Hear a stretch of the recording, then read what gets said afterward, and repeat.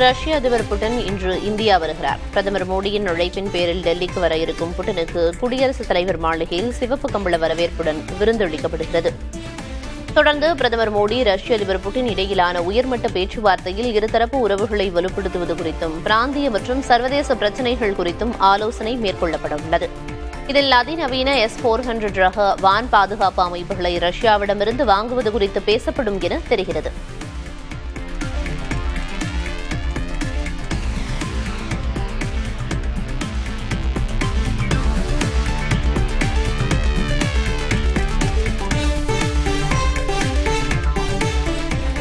ரஷ்ய அதிபர் விளாடிமிர் புட்டினின் இந்திய வருகை இரு நாடுகளின் உறவுகளை மேலும் வலுப்படுத்துவதற்கான ஒரு முக்கிய முயற்சியாக பார்க்கப்படுகிறது.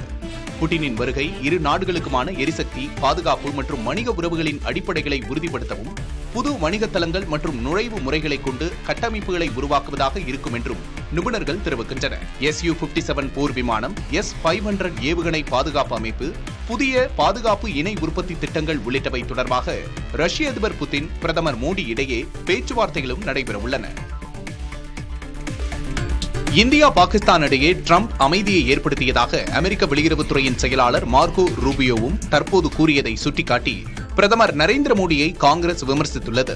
ஆபரேஷன் சிந்தூரில் ட்ரம்ப் தனது தலையீடு குறித்து 61 முறைக்கு மேல் கூறியுள்ளதை ரூபியோ மீண்டும் உறுதிப்படுத்தியுள்ளதாக குறிப்பிட்ட காங்கிரஸ் பொதுச் செயலாளர் ஜெய்ராம் ரமேஷ், இதன் காரணமாகவே மோடி ட்ரம்ப் இடையேயான அரவணைப்பு ராஜதந்திரம் ஆழமான உரை நிலையில் இருப்பதாக கிண்டல் செய்துள்ளார். இந்தியாவில் புகையிலை, பான் மசாலா போன்ற பொருட்கள் மீது கூடுதல் கலால் வரியை விதிக்க வழிவகுக்கும் மத்திய கலால் வரி திருத்த மசோதா மக்களவையில் நிறைவேற்றப்பட்டுள்ளது. இதன்படி சிகரெட்டுகளின் விலை அதன் நீளம், வகையை பொறுத்து 1000 சிகரெட்டுகளுக்கு 2700 ரூபாய் முதல் 11,000 ரூபாய் வரை நிர்ணயிக்கப்படும் என தெரிவிக்கப்பட்டுள்ளது. இதன் மூலம் சிகரெட்டுகளின் விலை 2000 ரூபாய் வரை உயரும் என கூறப்படுகிறது. இதேபோல் பான் மசாலா உள்ளிட்ட மெல்லும் புகையிலை பொருட்கள் கிலோவுக்கு 100 ரூபாய் உயரும் என தெரிகிறது. இதன் மூலம் கிடைக்கும் வருவாயை சுகாதாரத்துறையின் மேம்பாட்டிற்கு பயன்படுத்த மத்திய அரசு திட்டமிட்டுள்ளது. இந்தியாவில் தயாரிக்கப்படும் மற்றும் விற்கப்படும் செல்போன்களில் சஞ்சார் சாத்தி செயலி கட்டாயம் என்ற உத்தரவை மத்திய அரசு திரும்பப் பெற்றுள்ளது.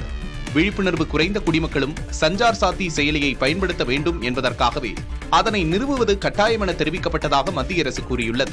இதுவரை 1,40,00,000 பேர் அந்த செயலியை பதிவிறக்கம் செய்திருப்பதாகவும், ஒரே நாளில் 6 லட்சம் பேர் அச்செயலியை பதிவிறக்கம் செய்ய பதிவு செய்துள்ளதாகவும் குறிப்பிட்டுள்ள மத்திய அரசு, செயலிக்கான வரவேற்பு அதிகரித்ததால் அதனை கட்டாயமாக்கும் உத்தரவை திரும்பப் பெறுவதாக கூறியுள்ளது. முன்னதாக இந்த செயலியின் மூலம் மக்களை மத்திய அரசு உளவு பார்க்க முயல்வதாக எதிர்க்கட்சிகள் கடும் எதிர்ப்பினை தெரிவித்திருந்தன. மோசமடைந்து வரும் காற்று மாசுபாடு நெருக்கடி குறித்து விவாதிக்க கோரி எதிர்க்கட்சி எம்பிக்கள் நாடாளுமன்றத்திற்கு வாயு மாஸ்குகள் அணிந்து ஆக்சிஜன் சிலிண்டரை கையில் ஏந்தி வந்தனர். காங்கிரஸ் மூத்த தலைவர் தீபேந்திர சிங் ஹூடா காற்று மாசு விவகாரத்தில் பிற மாநிலங்களை குறை கூறுவதை மத்திய அரசு நிறுத்திவிட்டு உடனடியாக நடவடிக்கை எடுக்க வேண்டும் என்று வலியுறுத்தினார். பிரதமர் நரேந்திர மோடி இந்த பிரச்சினையில் தலையிட்டு டெல்லி பகுதியில் காற்று மாசுபாட்டை சமாளிக்க மாநில முதல்வர்கள் குழுவை அமைத்து விரிவான திட்டத்தை வகுக்க வேண்டும் என்றும் ஹூடா கேட்டுக் கொண்டார்.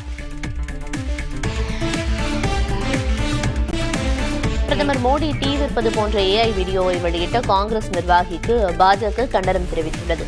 பிரதமர் மோடி டீ விற்பது போல உருவாக்கப்பட்ட AI வீடியோவை காங்கிரஸ் நிர்வாகி ராகினி நாயக் என்பவர் சமூக வலைதளத்தில் பகிர்ந்தது சர்ச்சையானது. இந்நிலையில் இதற்கு கண்டனம் தெரிவித்துள்ள பாஜக, உழைக்கும் வர்க்கத்திலிருந்து வந்த பிரதமரை காங்கிரஸ் தொடர்ந்து அவமதித்து வருவதாக குற்றம் சாட்டியுள்ளார். இந்த விவகாரம் தற்போது தேசிய அரசியலில் பேசுபொருளாகியுள்ளது. தட்கல் டிக்கெட் முன்பதிவில் நடக்கும் முறைகேடுகளை தடுக்க இந்திய ரயில்வே ஒரு முக்கிய அறிவிப்பை வெளியிட்டுள்ளது. இனி ரயில்வே கவுண்டர்களில் தட்கல் டிக்கெட் முன்பதிவு செய்ய வேண்டும் என்றால் பயணிகள் தங்கள் மொபைல் போனுக்கு வரும் OTP-யை வைத்து சரிபார்த்த பின்னரே அவர்களுக்கு டிக்கெட் உறுதி செய்யப்படும் என தெரிவிக்கப்பட்டுள்ளது. இதன் மூலம் இடைத்தரகர்களை தவிர்த்து உண்மையான பயணிகளுக்கு தட்கல் டிக்கெட்டுகள் கிடைப்பதை உறுதி செய்ய முடியும் என ரயில்வே தெரிவித்துள்ளது. இந்த புதிய OTP சரிபார்ப்பு முறை சோதனை அடிப்படையில் சில ரயில்களில் அமல்படுத்தப்பட்டிருக்கும் நிலையில் அடுத்த சில நாட்களில் நாடு முழுவதும் உள்ள அனைத்து ரயில்களுக்கும் அமல்படுத்தப்பட உள்ளது. கடந்த நவம்பர் மாதம் 1232 இண்டிகோ விமானங்கள் ரத்து செய்யப்பட்டது தொடர்பாக விமான போக்குவரத்து கட்டுப்பாட்டு இயக்குநரகம் விசாரணையை தொடங்கியுள்ளது. மொத்தமாக ரத்து செய்யப்பட்டவற்றில் 755 விமான சேவைகள், புதிதாக அமல்படுத்தப்பட்ட விமான பணிநேர வரம்பு விதிகளால் ஏற்பட்ட விமானிகள் மற்றும் பணியாளர்கள் பற்றாக்குறையால் ரத்து செய்யப்பட்டதாக இண்டிகோ தெரிவித்துள்ளது. நிலைமையை சரி செய்வதற்காக திட்டங்களை சமர்ப்பிக்குமாறு இண்டிகோ நிறுவனத்திற்கு விமான போக்குவரத்து கட்டுப்பாட்டு இயக்குநரகம் அறிவுறுத்தியுள்ளது. இதற்கிடையே விமானிகள் மற்றும் பணியாளர் பற்றாக்குறையால் நேற்று ஒரே நாளில் 200 விமான சேவைகளை இண்டிகோ நிறுவனம் ரத்து செய்துள்ளது.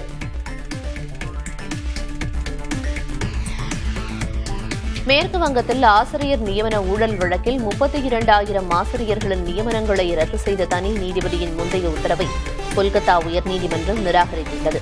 நீதிபதிகள் கபோப்ராட்டா சக்ரபோர்த்தி மற்றும் ரீட்டோ குமார் மித்ரா ஆகியோர் அடங்கிய அமர்வு ஒட்டுமொத்த நியமனங்களிலும் முறைகேடுகள் நிரூபிக்கப்படவில்லை என கூறியது. தவறு செய்யாமல் 9 ஆண்டுகள் பணியாற்றிய ஆசிரியர்கள் மற்றும் அவர்களது குடும்பங்கள் இதனால் பாதிக்கக்கூடாது என தெரிவித்த நீதிபதிகள் இனி நீதிபதியின் உத்தரவை நிராகரிப்பதாக அறிவித்தனர்.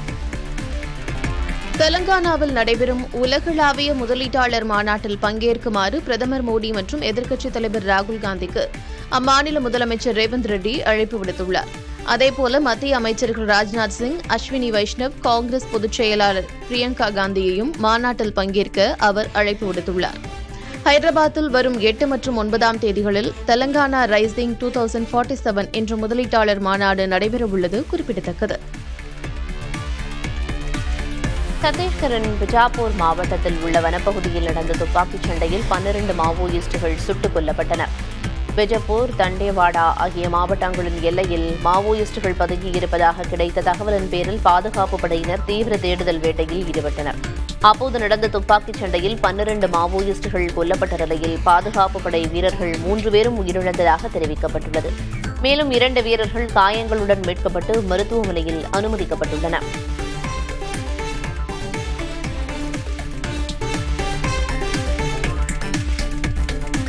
கேரளாவில் மாதந்தோறும் சராசரியாக 100 புதிய HIV பாதிப்புகள் பதிவாகி வருவது தெரியவந்துள்ளது. 2022இல் புதிய பாதிப்புகள் 9 விழுக்காடாக இருந்த நிலையில் தற்போது 15.4 விழுக்காடாக உயர்ந்துள்ளது. மாநிலத்தின் மொத்த விகிதம் தேசிய சராசரியை விட குறைவாக இருந்தாலும் 15 முதல் 24 வயதுக்கு உட்பட்ட இளைஞர்கள் மத்தியில் தொற்று எண்ணிக்கை அதிகரித்து வருவது கவலையை ஏற்படுத்தியுள்ளது. இதனால் மாநில எய்ட்ஸ் கட்டுப்பாட்டு சங்கம் அதிக ஆபத்துள்ள பிரிவினருக்கு விழிப்புணர்வு அளித்து இலவச ஆர்ட் சிகிச்சை வழங்கும் பணிகளை தீவிரப்படுத்தியுள்ளது. உத்தரப்பிரதேச மாநிலம் வாரணாசியில் பனாரஸ் இந்து பல்கலைக்கழக வளாகத்தில் மாணவர்கள் மற்றும் பல்கலைக்கழக பாதுகாப்பு ஊழியர்களிடையே ஏற்பட்ட மோதலால் பெரும் பதற்றம் நிலவியது. வளாகத்தில் கற்கள் வீசப்பட்டதாகவும் நாச வேலைகள் நடந்ததாகவும் தகவல்கள் வெளியாகியுள்ளன. மாணவர் ஒருவரை வாகனம் மோதிய விபத்து குறித்து புகார் அளிக்க சென்றபோது ஏற்பட்ட வாக்குவாதம் சண்டையாக மாறியதாக தகவல்கள் தெரிவிக்கின்றன. மோதல் உக்கிரமடைந்த நிலையில் கற்கள் வீசப்பட்டதால் வளாகமே போர்க்களமானது. சம்பவ இடத்திற்கு விரைந்த காவல்துறையினர் நிலைமையை கட்டுக்குள் கொண்டு வந்தனர். இந்த விவகாரம் தொடர்பாக வழக்கு பதிவு செய்யப்பட்டுள்ள போதிலும் இதுவரை யாரும் கைது செய்யப்படவில்லை என்று தெரிவிக்கப்பட்டுள்ளது. மேலும் பல்கலைக்கழக நிர்வாகம் இந்த சம்பவம் குறித்து விசாரணைக்கு உத்தரவிட்டுள்ளது.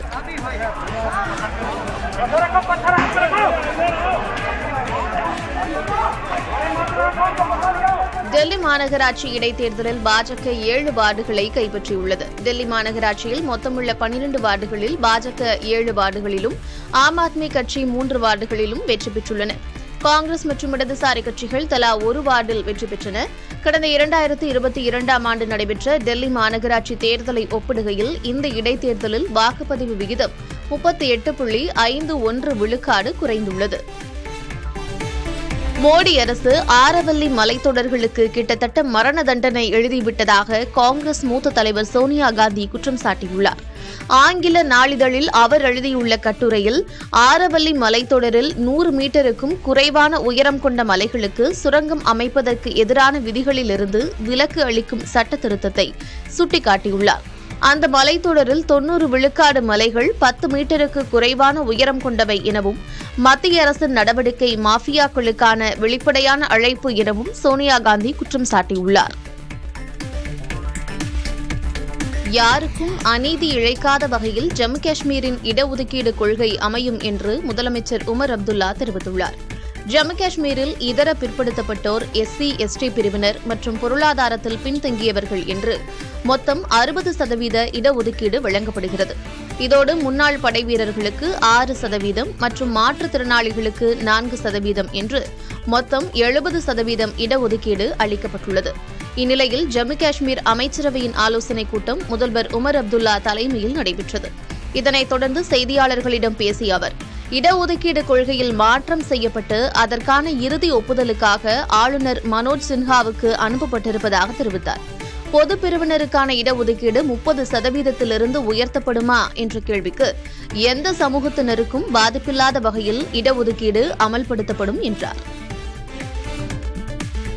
10 ஆண்டுகளுக்கு முன்பு மர்மமான முறையில் காணாமல் போன மலேசியா ஏர்லைன்ஸ் விமானத்தை ஆழ்கடலில் தேடும் பணியை மலேசிய அரசு மீண்டும் தொடங்க உள்ளது. MH370 என்ற பயணியர் விமானம் இந்திய பெருங்கடல் பகுதிக்கு மேல் சென்றபோது ரேடார் சிக்னலை இழந்து காணாமல் போனது. தொடர்ந்து விமானத்தை தேடும் பணிகள் நடைபெற்ற நிலையில் அதில் எந்த முன்னேற்றமும் ஏற்படவில்லை. இந்நிலையில் 10 ஆண்டுகளுக்கு பிறகு ஆழ்கடலில் அந்த விமானத்தை தேடும் பணி மீண்டும் தொடங்கப்பட உள்ளது. அமெரிக்காவைச் சேர்ந்த ஓஷன் இன்ஃபினிட்டி என்ற கடல் ரோபோட்டிக்ஸ் நிறுவனம் இந்திய பெருங்கடல் பகுதிகளில் டிசம்பர் 30ஆம் தேதி இந்த பணிகளை தொடங்க உள்ளது. இந்த பணிகள் 55 நாட்களுக்கு நடைபெறும் என தெரிவிக்கப்பட்டுள்ளது.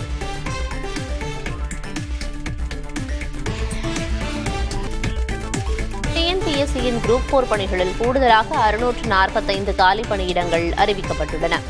கிராம நிர்வாக அலுவலர், இளநிலை உதவியாளர், தட்டச்சர், சுருக்கெழுத்து தட்டச்சர், வனக்காப்பாளர், வனக்காவலர் உள்ளிட்ட பல்வேறு பணிகளில் 3935 காலி பணியிடங்களுக்கான அறிவிக்கை கடந்த ஏப்ரல் மாதம் வெளியிடப்பட்டது. தொடர்ந்து செப்டம்பர் 28இல் கூடுதலாக 727 காலி பணியிடங்கள் சேர்க்கப்பட்டன. தற்போது மேலும் 645 காலி பணியிடங்கள் அறிவிக்கப்பட்டுள்ளன. இதன் மூலம் குரூப் 4 பணிகளில் நிரப்பப்பட உள்ள மொத்த காலி பணியிடங்களின் எண்ணிக்கை 5307 உயர்ந்துள்ளது. திருச்சி மாவட்டம் மணப்பாறை அருகே மக்களுக்கு வழங்கப்பட்ட சமபந்தி விருது அனைவரின் கவனத்தையும் ஈர்த்துள்ளது. மஞ்சப்பட்டி கிராமத்தில் உள்ள புனித சவேரியார் தேவாலயத்தில் ஒவ்வொரு ஆண்டும் சமபந்தி அன்னதானம் வழங்கப்படுவது வழக்கம். அந்த வகையில் இந்த ஆண்டுக்கான விருந்தில் 300 ஆடுகள், 150 கோழிகள் வெட்டி 10,000 பேருக்கு அன்னதானம் வழங்கப்பட்டது. காலை முதல் மாலை வரை சமையல் பணிகள் முழு வீச்சில் நடைபெற்று முடிந்ததும் சிறப்பு திருப்பலிக்கு பின் விருந்து வழங்கப்பட்டது. இதில் சுற்றுவட்டார கிராமங்களில் இருந்து ஏராளமானோர் வந்திருந்து உணவருந்தி சென்றனர்.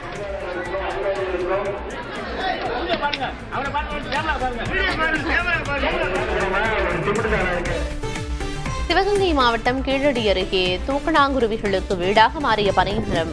கொந்தகை அருகே சாலையில் உள்ள ஒற்றை பனைமரத்தில் 100க்கும் மேற்பட்ட குருவிகள் தங்கள் கூடுகளை கட்டியுள்ளன.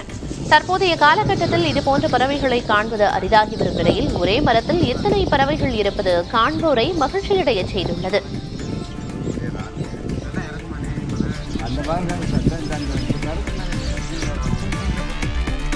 நாமக்கல் மாவட்டத்தில் தயாரிக்கப்படும் கல் பாத்திரங்களுக்கு புவிசார் குறியீடு வழங்கப்பட்டுள்ளது. மங்களபுரம், செம்மாண்டப்பட்டி, நாச்சிப்பட்டி, கூலிப்பட்டி உள்ளிட்ட பகுதிகளில் கற்சிற்பங்கள் மற்றும் கல் பாத்திரங்கள் தயாரிக்கப்படுகின்றன. இவற்றுக்கு புவிசார் குறியீடு கேட்டு விண்ணப்பிக்கப்பட்டிருந்த நிலையில் தற்போது புவிசார் குறியீடு வழங்கப்பட்டுள்ளது.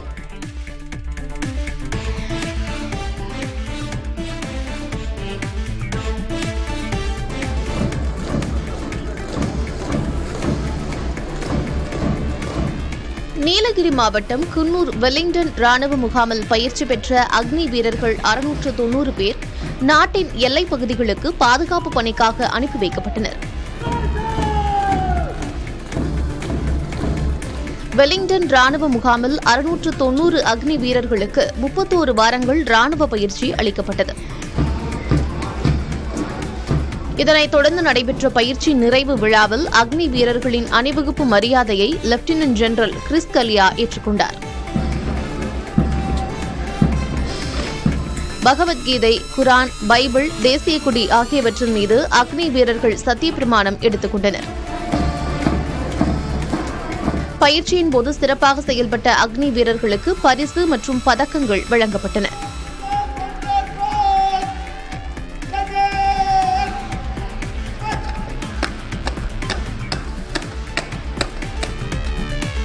நாடாளுமன்றத்தில் காங்கிரஸ் தேசிய தலைவர் மல்லிகார்ஜுன கார்கேயின் தோளை பிடித்த ராகுல் காந்தி மசாஜ் செய்யும் காணொலி கவனம் பெற்றுள்ளது. முன்னாள் குடியரசுத் தலைவர் ராஜேந்திர பிரசாத்துக்கான அஞ்சலி செலுத்தும் நிகழ்ச்சியில் காங்கிரஸ் தலைவர் மல்லிகார்ஜுன கார்கேவும் ராகுல் காந்தியும் கலந்து கொண்டனர். அப்போது முன்வரிசையில் அமர்ந்திருந்த கார்கேவின் தோளை பிடித்து ராகுல் காந்தி மசாஜ் செய்து களைப்பு நீக்கினார். ராகுல் கார்கே இடையிலான அன்பார்ந்த உறவை வெளிப்படுத்தும் இந்த காணொலி சமூக வலைதளங்களில் வைரலாகியுள்ளது.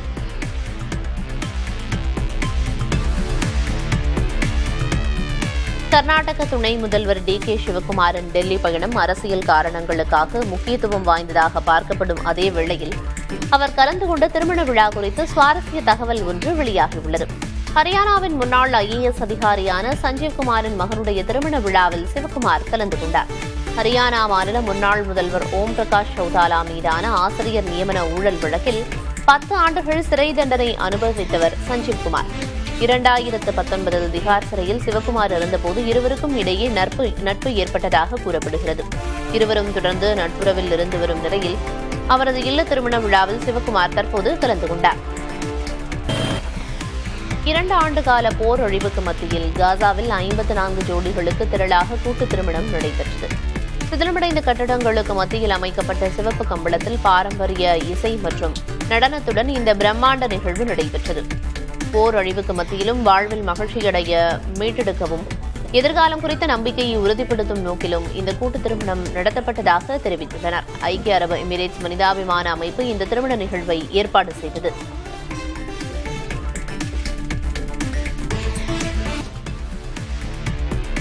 தென்னாப்பிரிக்காவுக்கு எதிரான 2வது ஒருநாள் போட்டியில் இந்திய அணி தோல்வியடைந்தது.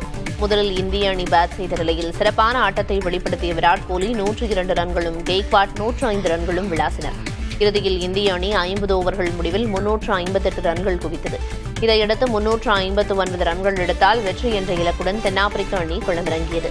தொடக்க வீரர் ஏடன் மார்க்ரம் 98 பந்துகளில் 110 ரன்கள் குவித்தார்.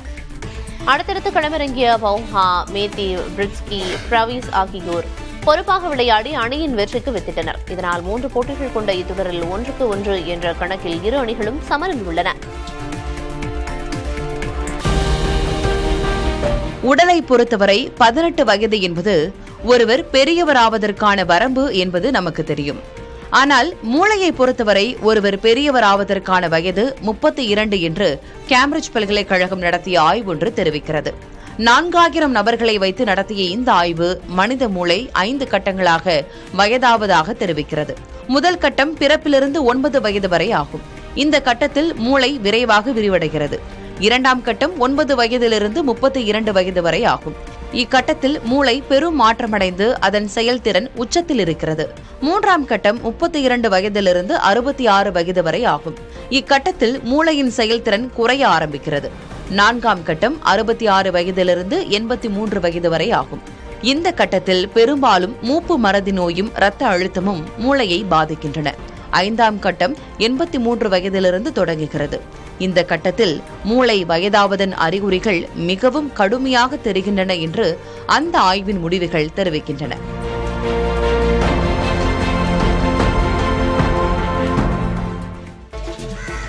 கடலூர் மாவட்டத்தில் பெய்த கனமழையால் கேஎன்பேட்டை, மணிநகர் மற்றும் புதுநகர் பகுதிகளில் வீடுகள் மற்றும் சாலைகளில் மழைநீர் தேங்கியது. இதனால் பொதுமக்களின் இயல்பு வாழ்க்கை பாதிக்கப்பட்டுள்ளது.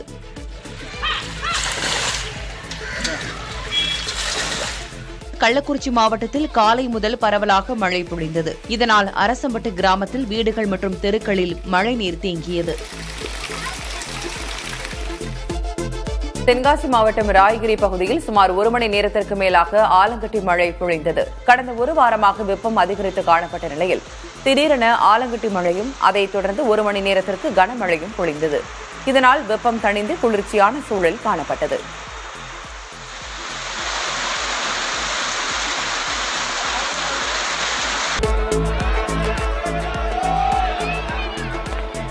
திருவண்ணாமலையில் 2668 அடி உயரமுள்ள மலையில் மகாதீபம் ஏற்றப்பட்டதை தொடர்ந்து கொட்டும் மழையிலும் ஏராளமான பக்தர்கள் குடைபிடித்தவாறும் மழை உடை அணிந்தும் தரிசனம் செய்தனர்.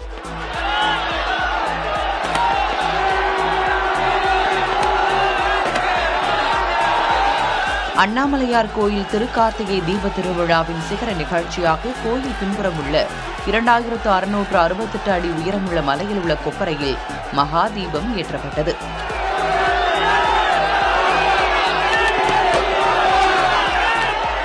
அப்போது விடாமல் மழை பெய்த நிலையில் லட்சக்கணக்கான பக்தர்கள் மழைக்கு அசராமல் ஜோதி குழம்பாய் காட்சியளித்த அண்ணாமலையாரை பக்தி பரவசத்துடன் கண்டு அரோகரா என விண்ணதிர முழக்கமிட்டு வழிபட்டனர்.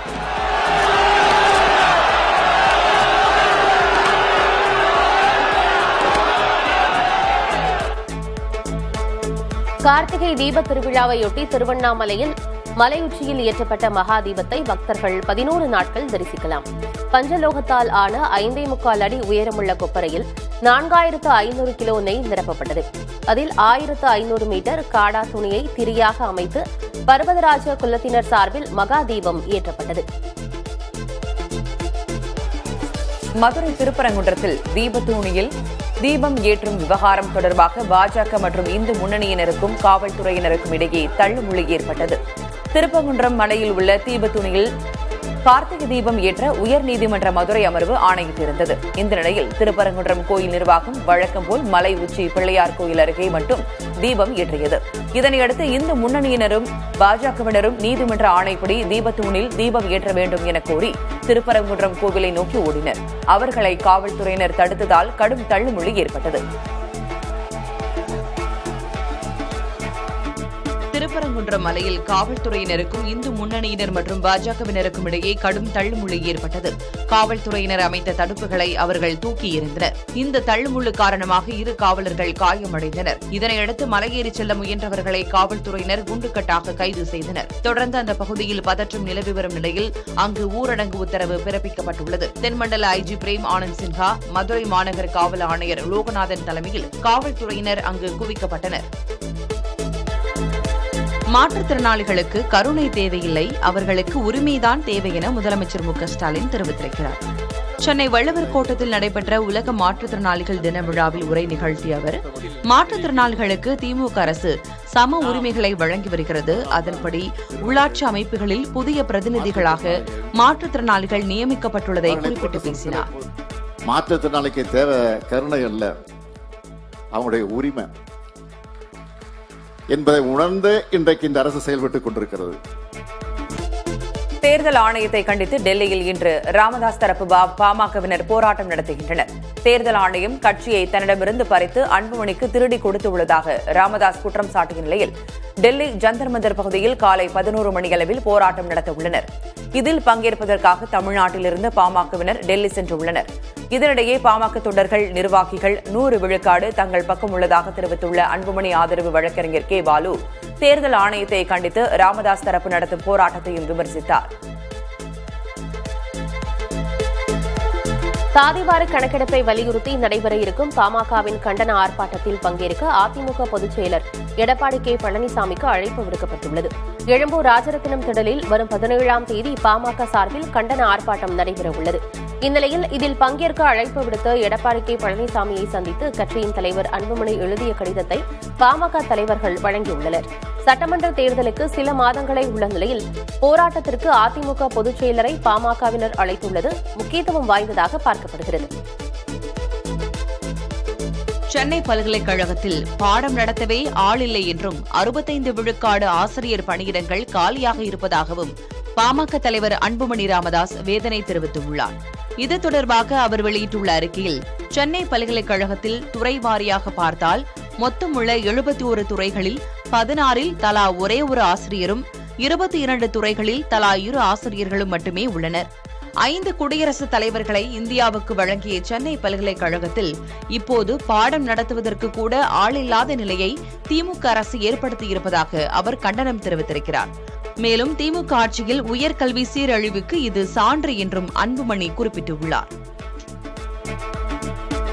தமிழ்நாட்டில் நிர்வா புயலால் ஏற்பட்ட பயிர் பாதிப்புகளை ஆய்வு செய்ய மத்திய குழுவை அனுப்ப வேண்டும் என மாநிலங்களவையில் அதிமுக எம்பி இன்பதுரை வலியுறுத்தியுள்ளார்.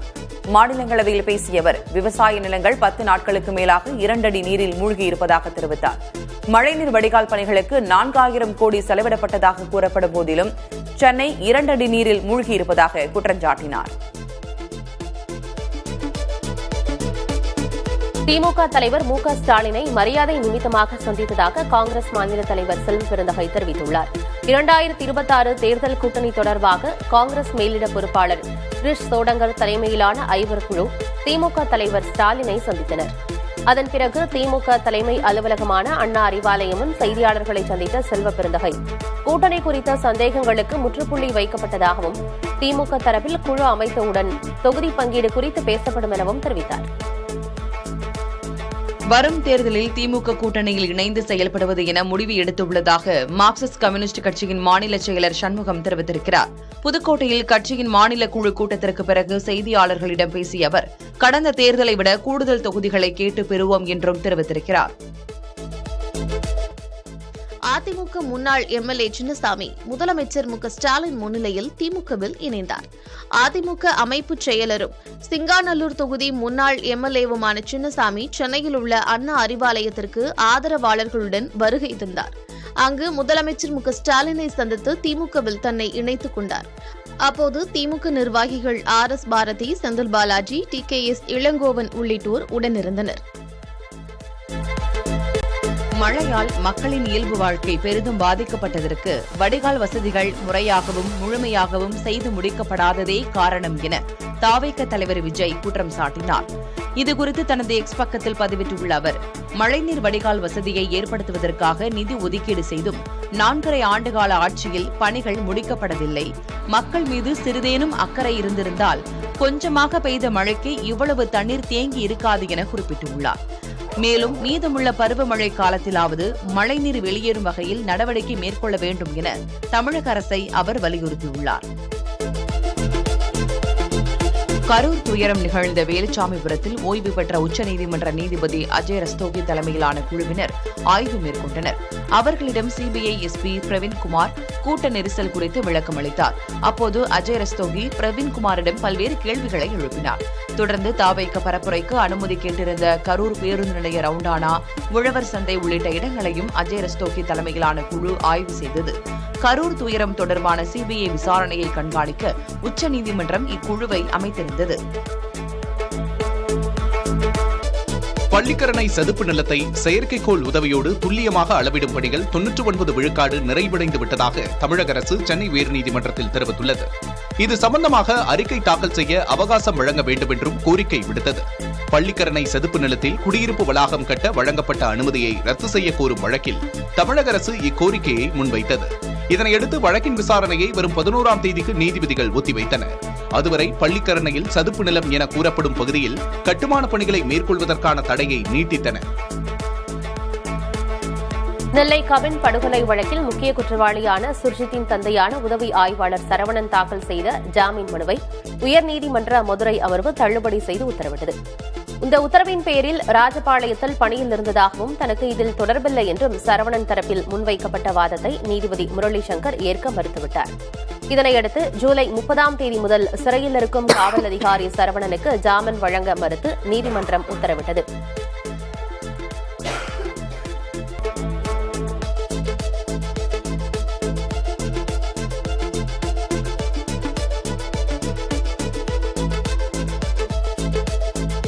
டிஎன்பிஎஸ்சியின் குரூப் 4 பணிகளில் கூடுதலாக 645 காலி பணியிடங்கள் அறிவிக்கப்பட்டுள்ளன. கிராம நிர்வாக அலுவலர், இளநிலை உதவியாளர், தட்டச்சர், சுருக்கெழுத்து தட்டச்சர், வன காப்பாளர், வன காவலர் உள்ளிட்ட பல்வேறு பணிகளில் 3935 காலி பணியிடங்களுக்கான அறிவிக்கை கடந்த ஏப்ரல் மாதம் வெளியிடப்பட்டது. தொடர்ந்து செப்டம்பர் 28இல் கூடுதலாக 727 காலி பணியிடங்கள் சேர்க்கப்பட்டன. தற்போது மேலும் 645 காலி பணியிடங்கள் அறிவிக்கப்பட்டுள்ளன. இதன் மூலம் குரூப் 4 பணிகளில் நிரப்பப்பட உள்ள மொத்த காலி பணியிடங்களின் எண்ணிக்கை 5307 உயர்ந்துள்ளது. ரஷ்ய அதிபர் விளாடிமிர் புட்டின் இன்று இந்தியா வருகிறார். பிரதமர் நரேந்திர மோடியின் அழைப்பின் பேரில் டெல்லிக்கு வர இருக்கும் புட்டினுக்கு குடியரசுத் தலைவர் மாளிகையில் சிவப்பு கம்பள வரவேற்புடன் விருந்து அளிக்கப்படுகிறது. தொடர்ந்து பிரதமர் மோடி, ரஷ்ய அதிபர் புட்டின் இடையிலான உயர்மட்ட பேச்சுவார்த்தையில் இருதரப்பு உறவுகளை வலுப்படுத்துவது குறித்தும் பிராந்திய மற்றும் சர்வதேச பிரச்சினைகள் குறித்தும் ஆலோசனை மேற்கொள்ளப்பட உள்ளது. இதில் அதிநவீன S-400 ரக வான் பாதுகாப்பு அமைப்புகளை ரஷ்யாவிடமிருந்து வாங்குவது குறித்து பேசப்படும் என தெரிகிறது. ரஷ்ய அதிபர் விளாடிமிர் புட்டினின் இந்திய வருகை இரு நாடுகளின் உறவுகளை மேலும் வலுப்படுத்துவதற்கான ஒரு முக்கிய முயற்சியாக பார்க்கப்படுகிறது. புட்டினின் வருகை இரு நாடுகளுக்குமான எரிசக்தி, பாதுகாப்பு மற்றும் வணிக உறவுகளின் அடிப்படைகளை உறுதிப்படுத்தவும், புது வணிக தளங்கள் மற்றும் நுழைவு முறைகளை கொண்டு கட்டமைப்புகளை உருவாக்குவதாக இருக்கும் என்றும் நிபுணர்கள் தெரிவிக்கின்றனர். Su-57 போர் விமானம், S-500 ஏவுகணை பாதுகாப்பு அமைப்பு, புதிய பாதுகாப்பு இணை உற்பத்தி திட்டங்கள் உள்ளிட்டவை தொடர்பாக ரஷ்ய அதிபர் புதின், பிரதமர் மோடி இடையே பேச்சுவார்த்தைகளும் நடைபெறவுள்ளன. மோடி அரசு ஆரவல்லி மலைத்தொடர்களுக்கு கிட்டத்தட்ட மரண தண்டனை எழுதிவிட்டதாக காங்கிரஸ் மூத்த தலைவர் சோனியா காந்தி குற்றம் சாட்டியுள்ளார். ஆங்கில நாளிதழில் அவர் எழுதியுள்ள கட்டுரையில், ஆரவல்லி மலைத்தொடரில் 100 மீட்டருக்கும் குறைவான உயரம் கொண்ட மலைகளுக்கு சுரங்கம் அமைப்பதற்கு எதிரான விதிகளிலிருந்து விலக்கு அளிக்கும் சட்ட திருத்தத்தை சுட்டிக்காட்டியுள்ளார். அந்த மலைத்தொடரில் 90 விழுக்காடு மலைகள் 10 மீட்டருக்கு குறைவான உயரம் கொண்டவை எனவும், மத்திய அரசின் நடவடிக்கை மாஃபியாக்களுக்கான வெளிப்படையான அழைப்பு எனவும் சோனியா காந்தி குற்றம் சாட்டியுள்ளார். தெலங்கானாவில் நடைபெறும் உலகளாவிய முதலீட்டாளர் மாநாட்டில் பங்கேற்குமாறு பிரதமர் மோடி மற்றும் எதிர்க்கட்சித் தலைவர் ராகுல் காந்திக்கு அம்மாநில முதலமைச்சர் ரேவந்த் ரெட்டி அழைப்பு விடுத்துள்ளார். அதேபோல மத்திய அமைச்சர்கள் ராஜ்நாத் சிங், அஸ்வினி வைஷ்ணவ், காங்கிரஸ் பொதுச் செயலாளர் பிரியங்கா காந்தியையும் மாநாட்டில் பங்கேற்க அவர் அழைப்பு விடுத்துள்ளார். ஹைதராபாத்தில் வரும் 8 மற்றும் 9ஆம் தேதிகளில் தெலங்கானா ரைசிங் 2047 என்ற முதலீட்டாளர் மாநாடு நடைபெறவுள்ளது குறிப்பிடத்தக்கது. இந்தியாவின் அனைத்து மாநிலங்களையும் மற்றும் யூனியன் பிரதேசங்களையும் ஒப்பிடுகையில் தமிழ்நாட்டில் மிக அதிக எண்ணிக்கையிலான சாலை விபத்துகள் ஏற்பட்டுள்ளதாக மத்திய அமைச்சர் நிதின் கட்கரி தெரிவித்தார். மாநிலங்களவையில் கேள்வி ஒன்றுக்கு பதிலளித்த அவர், 2023ஆம் ஆண்டில் தமிழ்நாட்டில் மட்டும் 67,213 சாலை விபத்துகளில் 18,347 பேர் உயிரிழந்துள்ளனர் என்றார். இந்திய அளவில் கடந்த ஆண்டில் மொத்தமாக 4,80,583 சாலை விபத்துகளும், அதில் 1,72,890 உயிரிழப்புகளும் பதிவாகியுள்ளன. மத்திய அரசு அமல்படுத்தியுள்ள 4 தொழிலாளர் சட்ட தொகுப்புகளுக்கு எதிராக நாடாளுமன்ற வளாகத்தில் இந்தியா கூட்டணி கட்சியினர் போராட்டத்தில் ஈடுபட்டனர். இதில் காங்கிரஸ் தலைவர் மல்லிகார்ஜுன கார்கே, அக்கட்சியின் மூத்த தலைவர் சோனியா காந்தி, மக்களவை எதிர்க்கட்சித் தலைவர் ராகுல் காந்தி, திமுக எம்பி கனிமொழி உள்ளிட்டோர் பங்கேற்றனர். இதுகுறித்த எக்ஸ் தளத்தில் பதிவிட்டுள்ள எம்பி பிரியங்கா காந்தி, இந்த சட்ட தொகுப்புகள் தொழிலாளர்களின் உரிமைகளை பறித்துவிட்டதாகவும், தொழிலாளர்களை சுரண்டுவதற்கு புதிய வழிகள் திறக்கப்பட்டிருப்பதாகவும் விமர்சித்தார். தமிழ்நாட்டில் மீனவர் சமுதாயத்தை பழங்குடியினர் பட்டியலில் சேர்க்க கோரி தமிழக அரசிடமிருந்து எந்த பரிந்துரையும் வரவில்லை என்று மத்திய அரசு மாநிலங்களவையில் விளக்கம் கொடுத்துள்ளது. AIADMK MP CV. சண்முகத்தின் கேள்விக்கு மத்திய பழங்குடியினர் விவகாரங்களுக்கான இணையமைச்சர் ஸ்ரீ துர்காதாஸ் பதிலளித்தார். ஒரு சமுதாயத்தை பழங்குடியினர் பட்டியலில் சேர்க்க வேண்டுமெனில் மாநில அரசின் பரிந்துரை கட்டாயம் என்றும், மாநில அரசு பரிந்துரைத்தால் மட்டுமே மத்திய அரசு அடுத்த கட்ட நடவடிக்கைகளை மேற்கொள்ள முடியும் என்றும் அவர் தெளிவுபடுத்தினார்.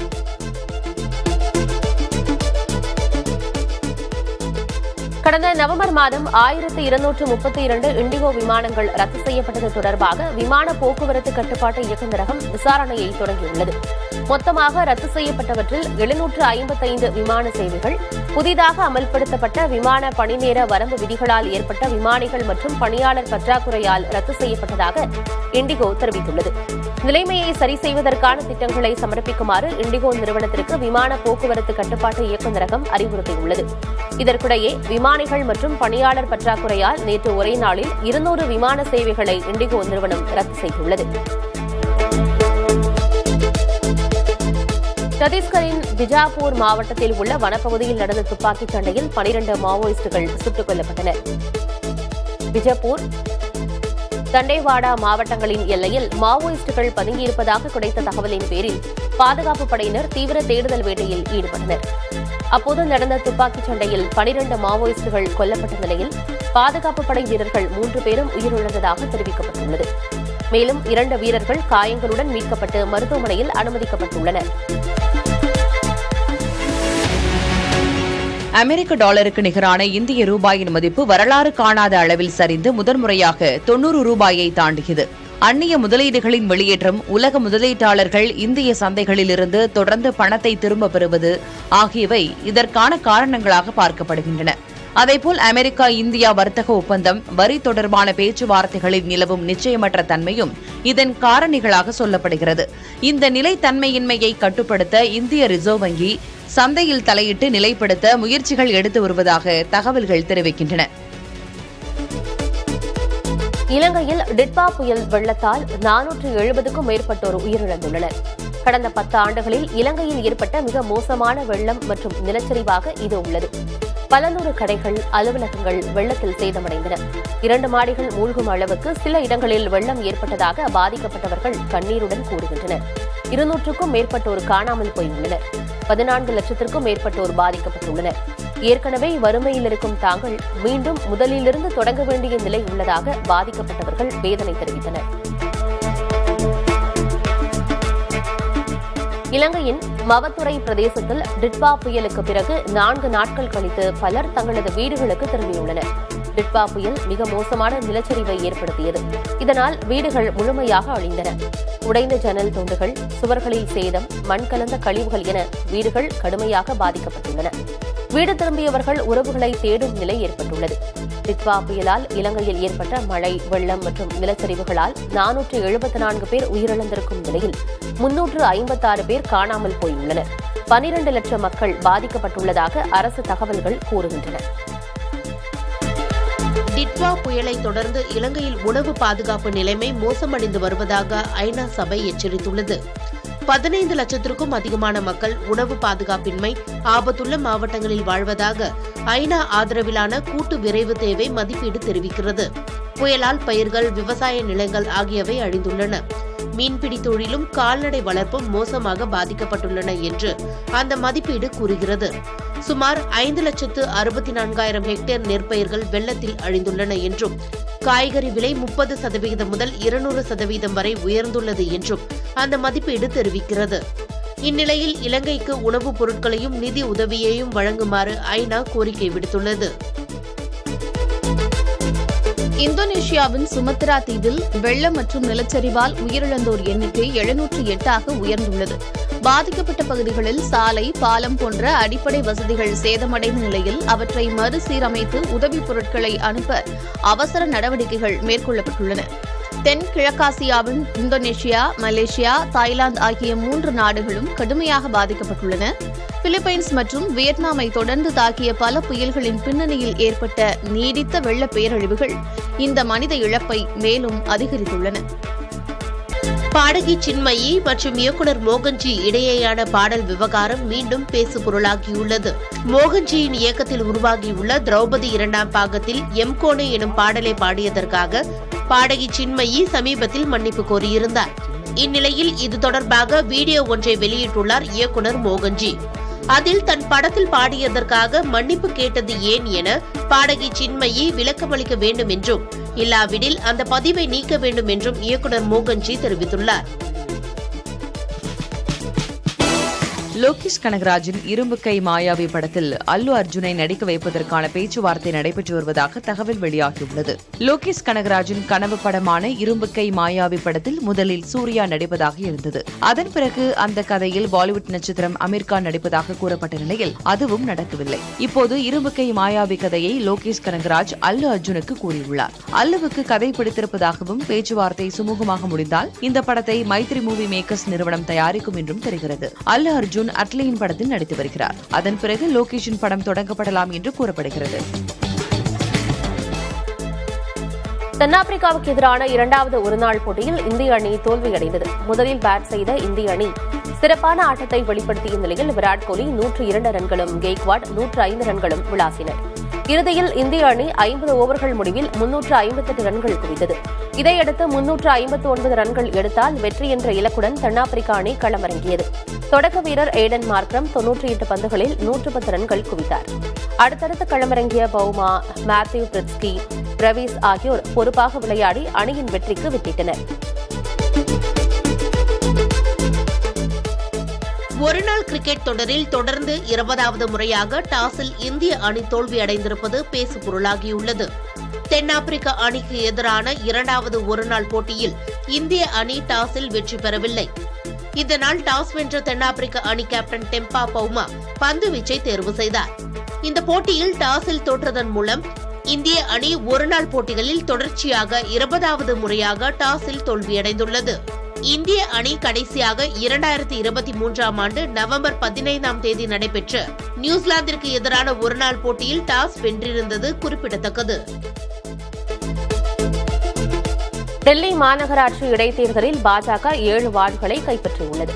டெல்லி மாநகராட்சியில் மொத்தமுள்ள 12 வார்டுகளில் பாஜக 7 வார்டுகளிலும், ஆம் ஆத்மி கட்சி 3 வார்டுகளிலும் வெற்றி பெற்றுள்ளன.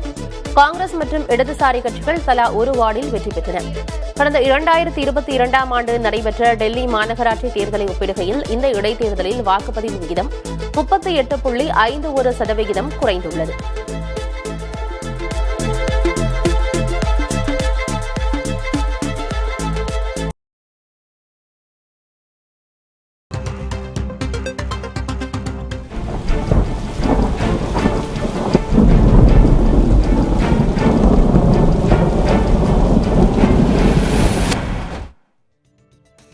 மழை தொடர்பான பல்வேறு செய்திகளை தொடர்ந்து அடுத்தடுத்து பார்க்கலாம்.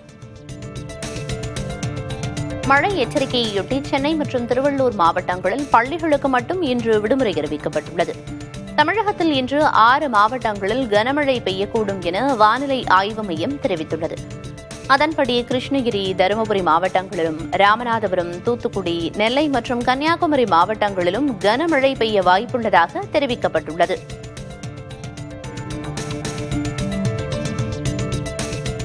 வட சென்னையில் தொடர்ச்சியாக பெய்த கனமழையால் விம்கோ நகர் மெட்ரோ ரயில் நிலைய வாகன நிறுத்த பகுதியில் மழைநீர் அதிக அளவில் தேங்கியது. இதனால் அங்கு வாகனங்களை நிறுத்த தற்காலிகமாக தடை விதிக்கப்பட்டது. ஏற்கனவே நிறுத்தப்பட்ட வாகனங்களை உடனடியாக எடுத்துச் செல்லவும் அறிவுறுத்தப்பட்டனர். அருகில் உள்ள மின்சார ரயில் நிலையத்தில் நடக்கும் சுரங்கப்பாதை பணிகளாலேயே மழைநீர் தேங்கியுள்ளதாகவும் நீரை வெளியேற்றும் பணிகள் நடைபெறுவதாகவும் மெட்ரோ நிர்வாகத்தினர் தெரிவித்தனர்.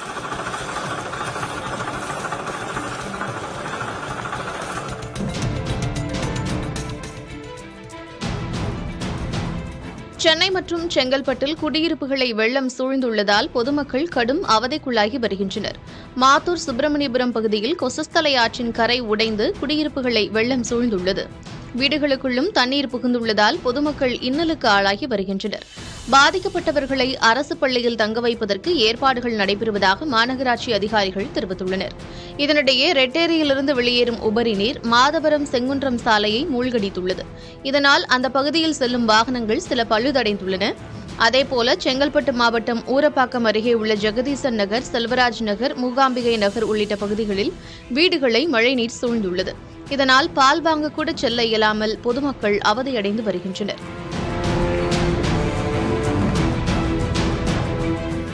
அதேபோல கேளம்பாக்கத்தில் புதிதாக அமைக்கப்பட்டுள்ள தனியார் வீட்டுமனை பிரிவு குடியிருப்புகளை மழைநீர் சூழ்ந்து பொதுமக்கள் சிரமத்திற்குள்ளாகி வருகின்றனர். இலங்கையில் தித்வா புயல் வெள்ளத்தால் 470க்கும் மேற்பட்டோர் உயிரிழந்துள்ளனர். கடந்த 10 ஆண்டுகளில் இலங்கையில் ஏற்பட்ட மிக மோசமான வெள்ளம் மற்றும் நிலச்சரிவாக இது இருக்கிறது. பல நூறு கடைகள், அலுவலகங்கள் வெள்ளத்தில் சேதமடைந்தன. 2 மாடிகள் மூழ்கும் அளவுக்கு சில இடங்களில் வெள்ளம் ஏற்பட்டதாக பாதிக்கப்பட்டவர்கள் கண்ணீரோடு தெரிவித்தனர். 300க்கும் மேற்பட்டோர் காணாமல் போயுள்ளனர். 12 லட்சத்திற்கும் மேற்பட்டோர் பாதிக்கப்பட்டுள்ளனர். ஏற்கனவே வறுமையில் இருக்கும் தாங்கள் மீண்டும் முதலில் இருந்து தொடங்க வேண்டிய நிலை உள்ளதாக பாதிக்கப்பட்டவர்கள் தெரிவித்தனர்.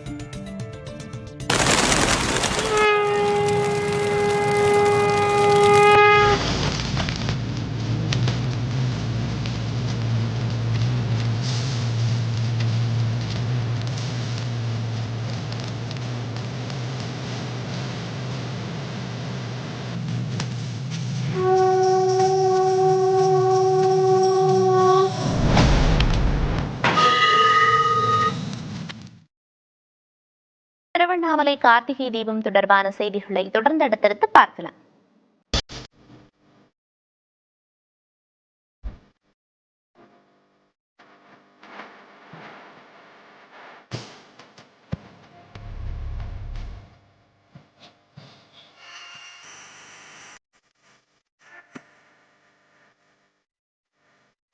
திருவண்ணாமலை அண்ணாமலையார் கோயில் கார்த்திகை தீப திருவிழாவின் சிகர நிகழ்ச்சியாக 2668 அடி உயரமுள்ள மலையில் மகாதீபம் ஏற்றப்பட்டது.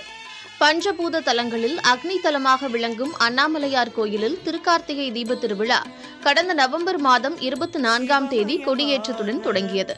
விழாவின் 10ஆம் நாள் நிகழ்வாக அண்ணாமலையார் மற்றும் உண்ணாமுலை அம்மனுக்கு சிறப்பு அபிஷேக ஆராதனைகள் நடைபெற்றன. தொடர்ந்து அண்ணாமலையார் கருவறையிலிருந்து கொண்டுவரப்பட்ட தீபத்தினை வைத்து 5 மடக்குகளில் பரணி தீபம் ஏற்றப்பட்டது. மாலை கோயிலில் அர்த்தநாரீஸ்வரர் எழுந்தருளி காட்சியளித்ததைத் தொடர்ந்து 6 மணியளவில் கோயில் பின்புறம் உள்ள 2668 அடி உயரமுள்ள மலையில் உள்ள கொப்பரையில் மகாதீபம் ஏற்றப்பட்டது.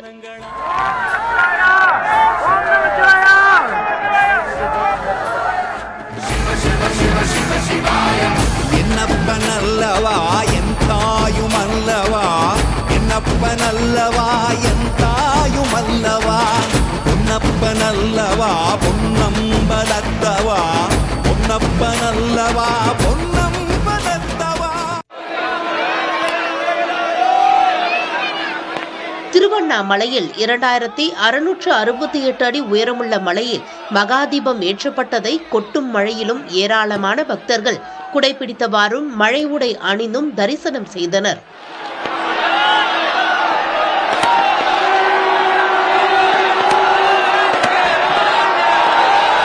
அண்ணாமலையார் கோயில் திருக்கார்த்திகை தீப திருவிழாவின் சிகர நிகழ்ச்சியாக கோயில் பின்புறம் உள்ள 2668 அடி உயரமுள்ள மலையில் உள்ள கொப்பரையில் மகாதீபம் ஏற்றப்பட்டது. அப்போது விடாமல் மழை பெய்த நிலையிலும் லட்சக்கணக்கான பக்தர்கள் மழைக்கு அசராமல் ஜோதி பிழமாய் காட்சியளித்த அண்ணாமலையாரை பக்தி பரவசத்துடன் கண்டு அரோகரா என விண்ணதிர முழக்கமிட்டு வழிபட்டனர்.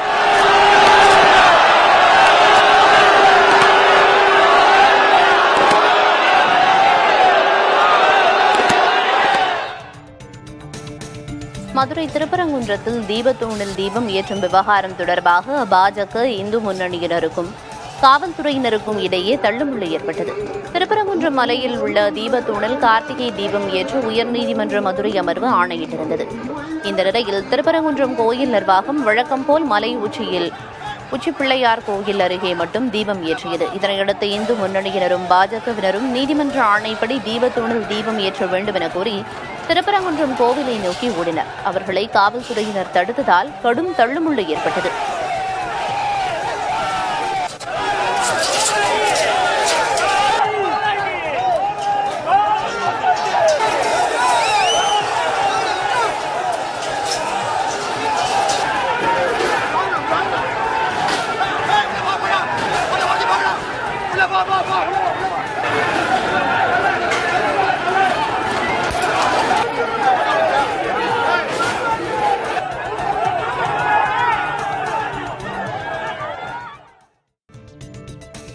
மாற்றுத்திறனாளிகளுக்கு கருணை தேவையில்லை, அவர்களுக்கு உரிமைதான் தேவை என முதலமைச்சர் மு க ஸ்டாலின் தெரிவித்திருக்கிறார்.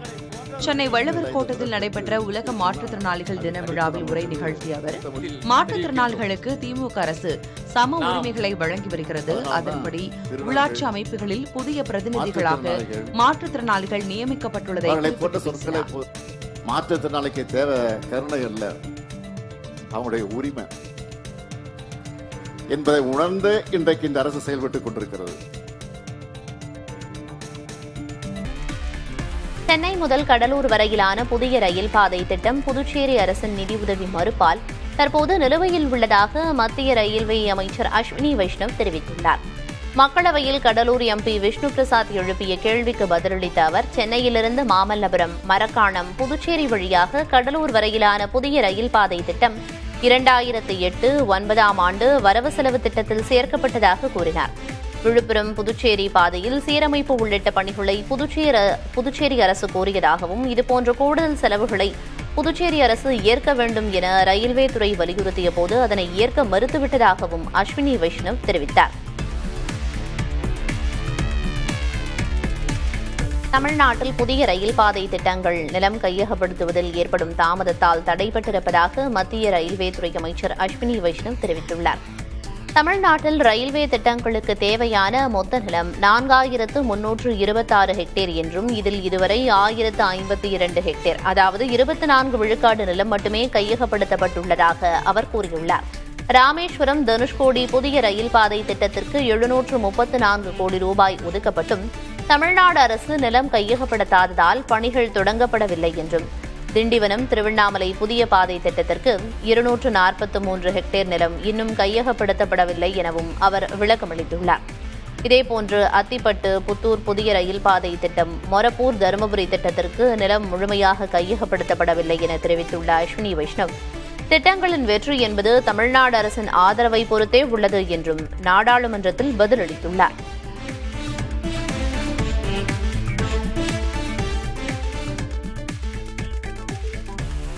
அரியலூரிலிருந்து திருச்சி, கரூர் வழியாக செல்லும் ஈரோடு செல்லும் ரயில்வே வழித்தடம் ஏற்கனவே செயல்பாட்டில் உள்ளதாக மத்திய ரயில்வே அமைச்சர் அஸ்வினி வைஷ்ணவ் தெரிவித்துள்ளார்.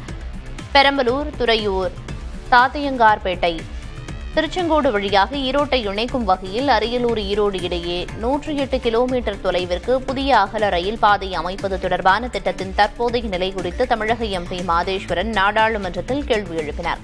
இதற்கு ரயில்வே அமைச்சர் அஸ்வினி வைஷ்ணவ், பெரம்பலூர் வழியாக அரியலூர், நாமக்கல் இடையே 116 கிலோமீட்டர் தொலைவிற்கு புதிய ரயில் வழித்தடம் அமைப்பதற்கான விரிவான செயல் திட்ட அறிக்கை தயாரிக்கப்பட்டிருப்பதாக பதிலளித்தார். மேலும் அதற்கு ஒப்புதல் வழங்கப்பட்டு கள ஆய்வு நிறைவடைந்திருப்பதாகவும் அவர் கூறினார். நீண்ட நேரம் ஒரே இடத்தில் அமர்ந்து கணினியில் பணிபுரியும் ஊழியர்களுக்கு உறைந்த தோள்பட்டை எனப்படும் வலி மற்றும் அசைவின்மை நோய் ஏற்படும் ஆபத்து அதிகரித்து வருவதாக மருத்துவர்கள் எச்சரிக்கின்றனர். நீண்ட நேரம் அசையாமல் இருக்கும்போது தோள்பட்டை மூட்டை சுற்றியுள்ள திசுக்கள் இறுக்கமடைந்து வீக்கம் ஏற்பட்டு இயக்கத்தை முடக்கிவிடுவதாக கூறுகின்றனர். கூன் விழுந்த முதுகு அல்லது முன்னோக்கி சாய்ந்த நிலையில் அமர்ந்து பணிபுரிவது தோள்பட்டை தசைகளில் அதிக அழுத்தத்தை ஏற்படுத்தி இந்த அபாயத்தை மேலும் அதிகரிப்பதாக எச்சரிக்கின்றனர். இந்த பாதிப்பை தவிர்க்க பணியின் போது 30 முதல் 45 நிமிடங்களுக்கு ஒருமுறை எழுந்து நின்று தோள்பட்டை மற்றும் கழுத்துக்கான எளிய ஸ்ட்ரெச்சிங் பயிற்சிகளை செய்ய வேண்டும் என அறிவுறுத்துகின்றனர். மேலும் நாற்காலி மற்றும் மேசையின் உயரத்தை சரியான முறையில் அமைத்து கைகள் வசதியான நிலையில் இருப்பதை உறுதி செய்யும் சீரான பணியிட அமைப்பை கடைபிடிப்பது முக்கியம் என்றும் மருத்துவர்கள் வலியுறுத்துகின்றனர்.